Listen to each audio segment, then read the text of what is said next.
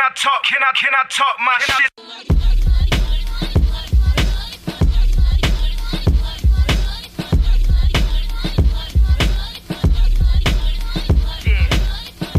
Jansport J from Covina, California, about 20 minutes outside of LA, San Gabriel Valley 626.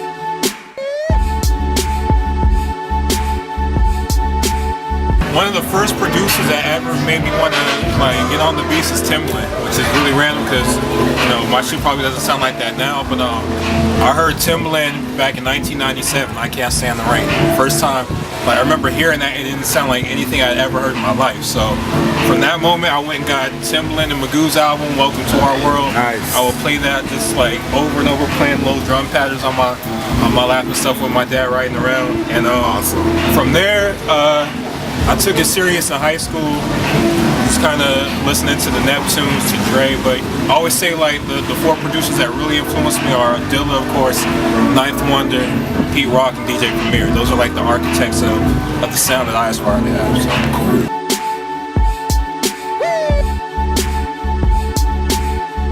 I started off right when I was a little kid.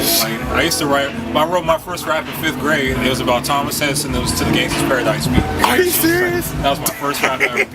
But outside of that, I wanted to play ball growing up. Oh, okay. Yeah, I always wanted to be a basketball player and a producer. And it's funny because I got big ass feet, got size 15 shoes, but I had them in 8th grade. Shit. So they thought, they were like, yo, he's gonna shoot up to be 6'10", and I shot up 4 inches. I'm 6'2" now, so basketball didn't work out, so now I just made beats and stuff. And my iPod, it's not even a joke on Twitter, but I'm the biggest 2 Chainz fan right now. 2 Chainz trap music, 2 Chainz and Young Jeezy. I've been playing that just constantly. Go ahead, I'm sorry. But yeah, no, 2 Chainz, Jeezy. I listen to a lot of Madlib right now. Okay. I listen to who else am I listening to? I had a Sucker for Pumps in the rotation. Shout out to Toronto and Omari. I forget one more. There's an album. The Gang Green album is ridiculous. Planet Asia, Big Homie.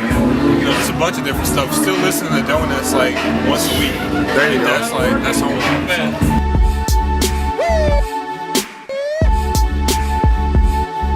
The partnership that I have with work is kind of it's just another musical ambition. I've always wanted to be in a rapper producer type duo group.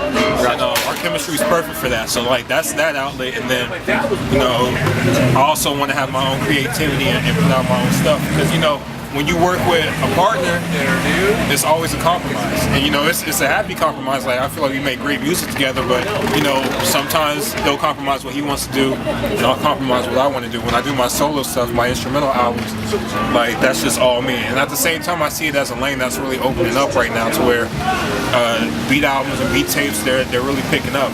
And there's 45 million rappers in the world that just want beats. So my popularity has been growing on YouTube and stuff because people just take beats off of my instrumental albums and they rap on it. So it works both ways, really.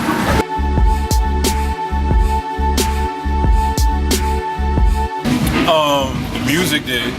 This album had a couple different titles, it had a couple different directions, but the more I was making it and songs were getting included, it started having that Movements feel. And Movements is all about bringing emotion back to music, moving people, having meaning and all that kind of stuff. That's why I spell it wrong. I'm not illiterate, I promise I'm not. Right. So that's what it's about, and that's the music I was making again. And it just felt it's called Movements 2, the reprise, and it felt like a reprisal of it, a more mature sound. So that's the reason why I went back to that same kind of, I guess, blueprint and did Movements 2.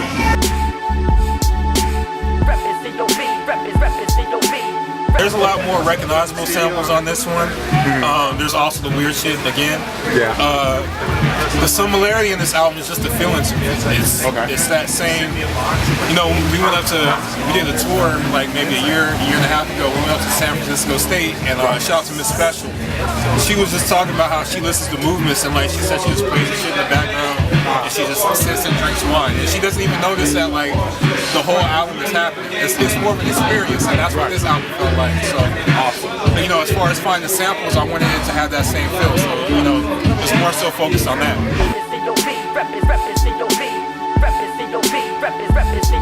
Wherever they book me, I'll do a listening party wherever. This is Uptown Sound Clash. They do it once a month, every last Saturday of the month. I've been doing this with LA Lemon and everybody since I want to say November of last year. So like this is home to me. So of course I had to have the listening session here, the release party.